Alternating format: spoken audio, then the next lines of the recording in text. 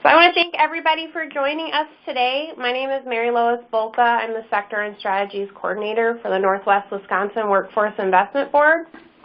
This webinar is a part of our monthly webinar series, part of our Regional Business Services team.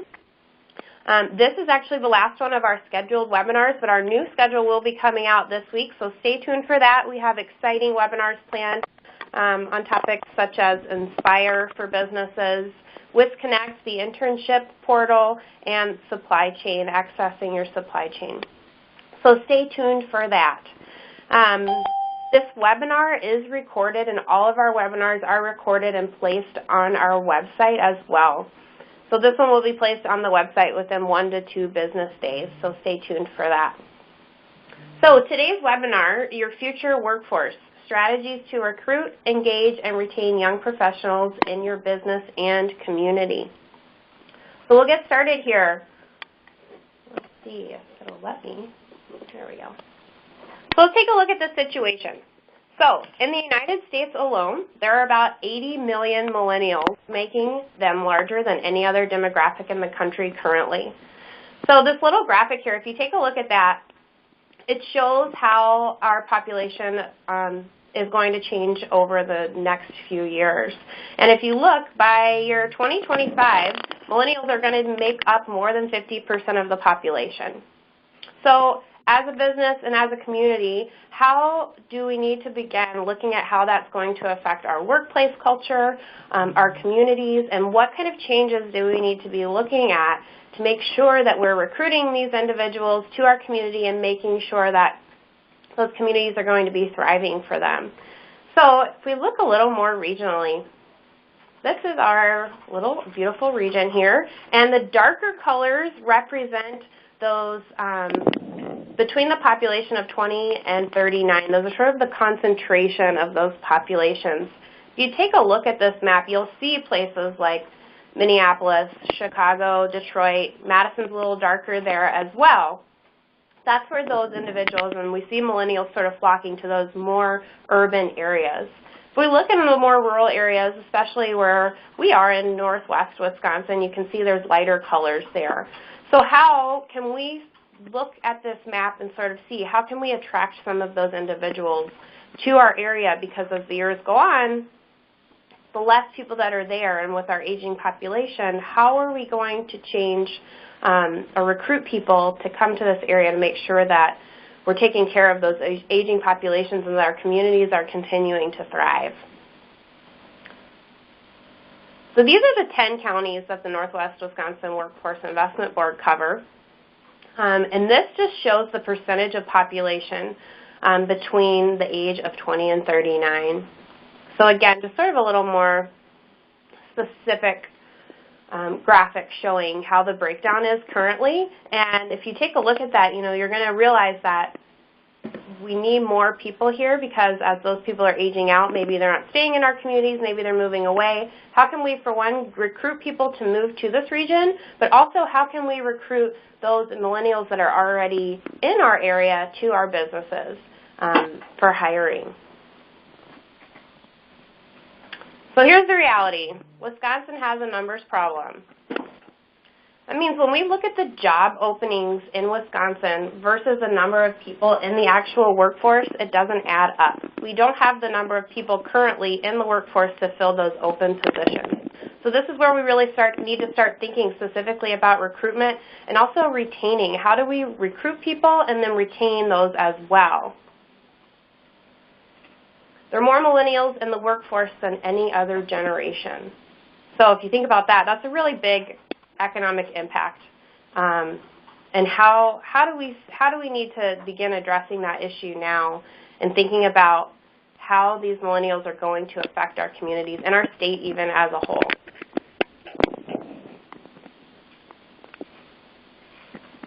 Forgive me if anybody gets dizzy with this fun little Prezi interaction here. So, it's time to get creative. How do we begin recruiting those young professionals to our companies? So, social media, we've all heard about it, we all know about it, we all need to be using it. And that's not just for posting jobs. I have Facebook, Instagram, that's LinkedIn, and Twitter listed here. And again, when I talk about it's not just about posting jobs, we don't want to just be using our social media platforms as a way to recruit people, but we also want to use it as a way to show specifically young professionals what our companies are about. You know, you want to be highlighting, maybe do some fun highlights of some of your workers, or showcase some community events that you're involved in, or show some support for a community service project or an organization that your company is in support of. These social media outlets are really a great opportunity for young professionals to see what your company is all about, because in the end, that's what's going to drive them to your business. So make sure that you're all using these platforms and in various kinds of ways. Pictures are great. Just sort of a way to really get your name out there and get your voice heard. So, talking about job postings though, so when you do post a job, whether it's on LinkedIn or if you post it on social media or if you use Indeed or even the Job Center of Wisconsin, these are things that you want to make sure that you're including in those job postings. So your typical things like wages, a job description, hours, benefits. But these are then there's this and section. And these are the things that really young professionals are looking for when they're looking for jobs. What's a company's mission? What's their community impact? Does your company offer professional development and training? What's the workplace culture like in your company? These are things that you want to highlight because, again, these are things that are going to draw young professionals. And I'll show a little slide in a little bit that shows where there's this change in workplace and what young professionals are really looking for.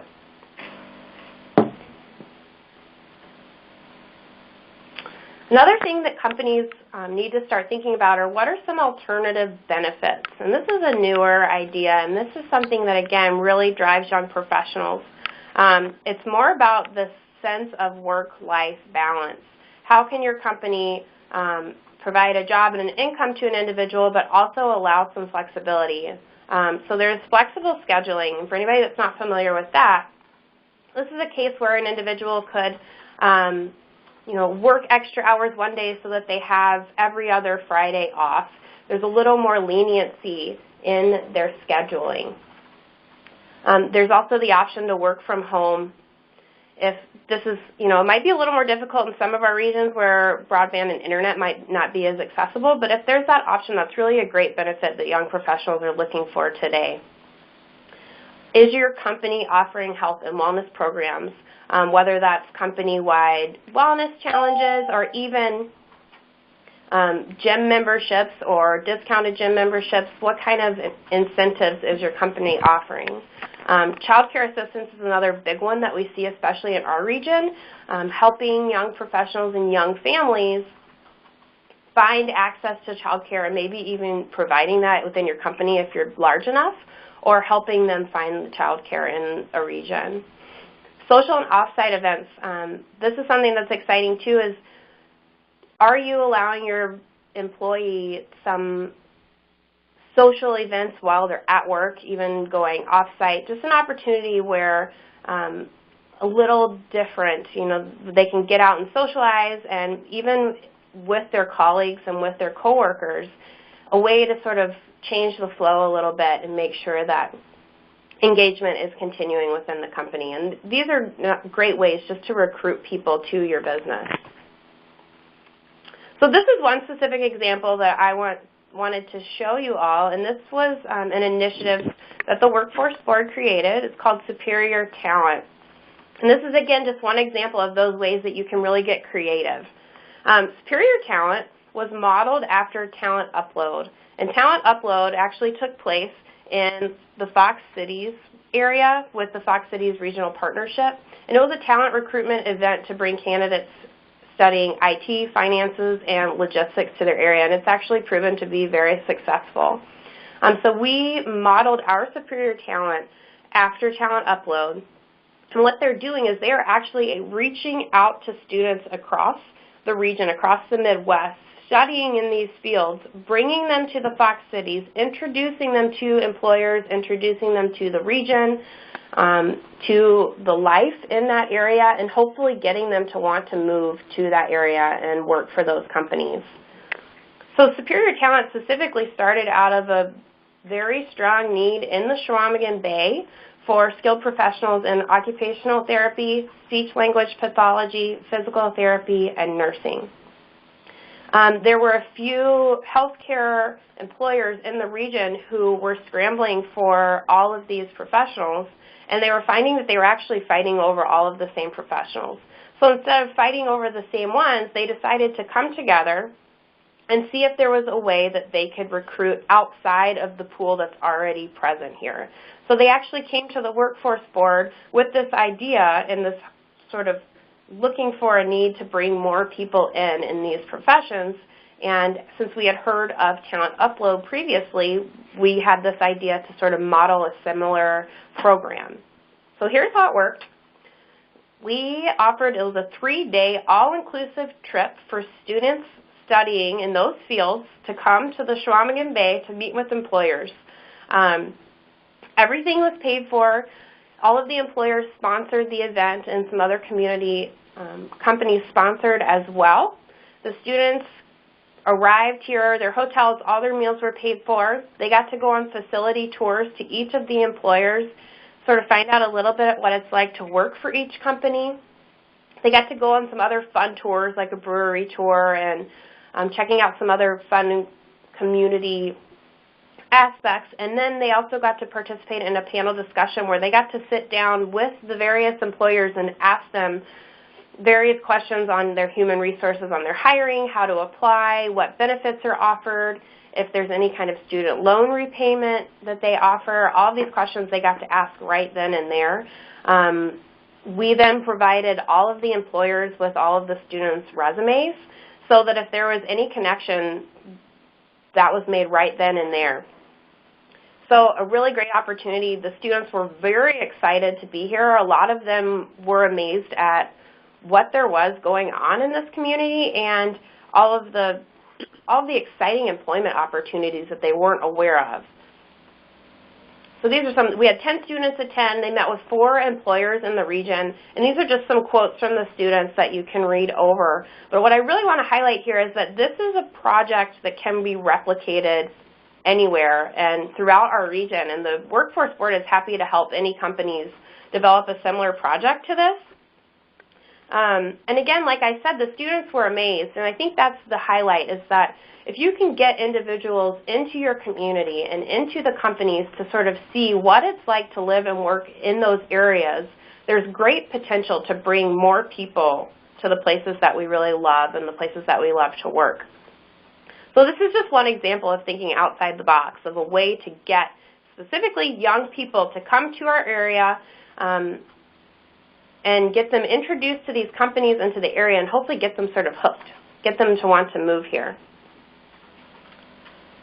So we talked a little bit about recruitment. Let's talk a little bit about engagement now. So this is when, you know, we finally got those individuals maybe in the door. We've got them interested in the companies. Maybe you've hired them. Now, how do you make sure that they're staying engaged in the work that they're doing there? And this is a little bit where we'll talk about a change in workplace expectations. And this is a pretty cool quote. So it's, "The future is here. Millennials have taken over the workforce. They're tech-savvy, adaptable, and creative, but they also have a unique set of expectations and demands." And that's one thing that we hear a lot from employers is, how are we supposed to meet these expectations and meet these demands? And so I want to go through a little bit of this with you. So these are some of the shifts that we're seeing, and this is taken from Gallup, who I'm sure all of you know is a big surveying company that releases data for the public. So we've seen a shift in what expectations are for employees. In the past, people used to be more geared towards, they just wanted to get a paycheck. They were working to please their boss. They were working towards an annual review that occurred once a year. And now, today, young professionals are more driven by their purpose. They want to have a purpose, and they want to develop themselves as well in their career. They're There's also the switch from a yearly review to sort of a constant ongoing coaching and ongoing conversations about constructive criticism and how you can improve in the future rather than going back and criticizing those things that maybe went wrong throughout the year. So this is a big thing, and I think it's important for employers to see specifically and how you need to address your workforce differently with this sort of changing generation. How can we better meet the expectations of the generations today? This is a little more in-depth than that, and you'll sort of see sort of performance development. So it used to be more about performance management. How do you manage somebody? And now it's more geared towards performance development. How can you help develop somebody? And if you as a manager or as a boss or as a human resources person can sort of see this shift in your brain rather than managing someone and evaluating them, there's this switch now in helping develop them and helping sort of improve their work skills, and you're working together. It's this constant collaboration between manager and employee. And that's really what young professionals are looking for today, is how can this company help progress my abilities and help me develop more as an individual. So this, again, is from Gallup, and you can find it on their website as well, but again, this will be shared with all of you. So this sort of highlights from that. So how can you engage young professionals? We talked about mentoring and coaching, professional development, making sure that there's volunteer opportunities, and that maybe even times during the year where the company goes and volunteers for a day instead of working. What values do the company have, and what kind of involvement is the company making in the community? And again, it really all comes back to that work-life balance and creating this sense of purpose in their lives and in their work. It all sort of feeds back into itself.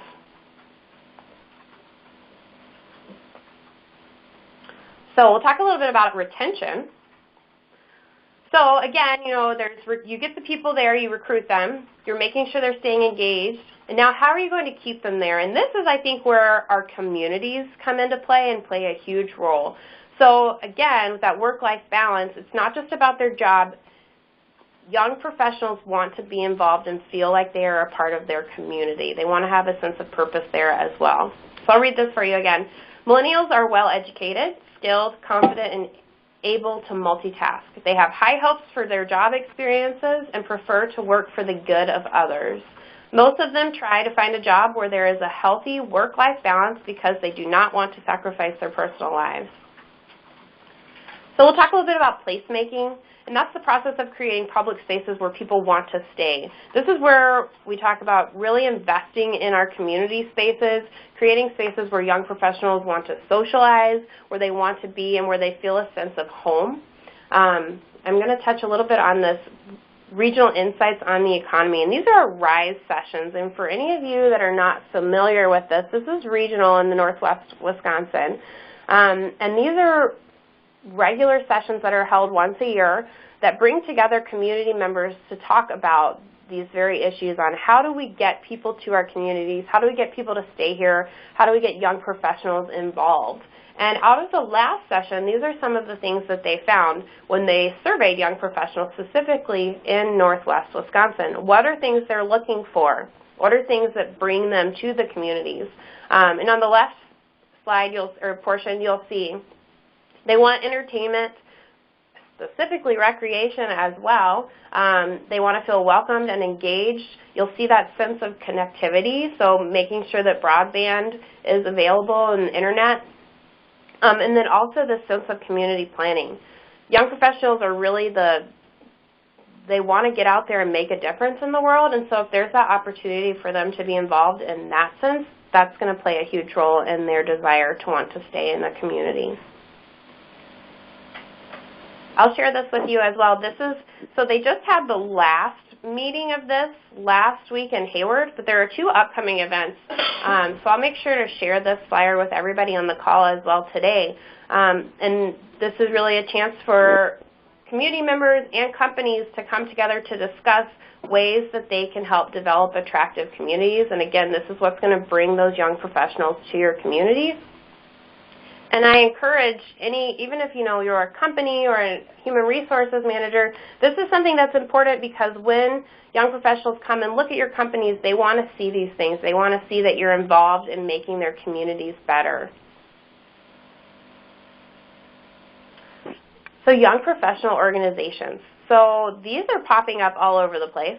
And these are groups of specifically young professionals, and however they choose to define that is really up to the group. So there's usually not actually an age limit, but it's just a sense of, or a space where young professionals can come together to meet and organize and discuss community issues. They can network.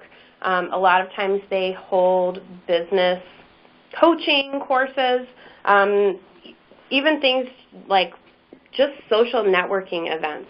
And again, I encourage any company to, whether it's participate in these or specifically support these organizations, you're showing that you value young professionals and you value their opinions.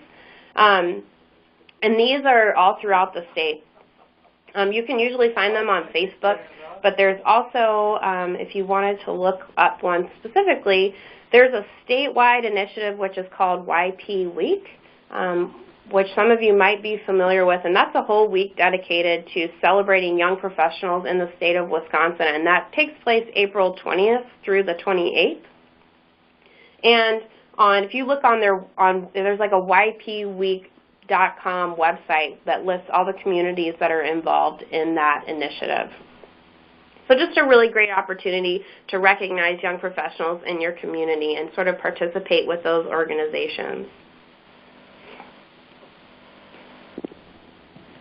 So moving forward, young professionals bring a fresh perspective. They're motivated and they're ready to hit the ground running with your company. Take a chance with them. They want to do something meaningful with their career, make the world better, and help grow and build your business. So I really encourage each of you to sort of take all of these points to heart, get involved with your young professional organization, get on social media, highlight some of the great things that your company is doing, get involved with your community. If anyone is interested in holding a similar event like our Superior Talent, the Workforce Investment Board is more than happy to help organize and collaborate and facilitate that kind of project. These are the things that we really need to be looking to bring people to our community and to our state and to our companies. Because in the end, we're going to be scrambling for these millennials because they're going to be great workers and they're going to make up most of our workforce. So that's the end of what I have to say. This is my contact information here. If anybody has any questions, you're more than welcome to contact me and reach out if you're interested in any of the programs that I've touched on here. Otherwise, if anybody has any questions now, we can open it up to a little bit of a discussion. Be sure to unmute your phone if you are on mute.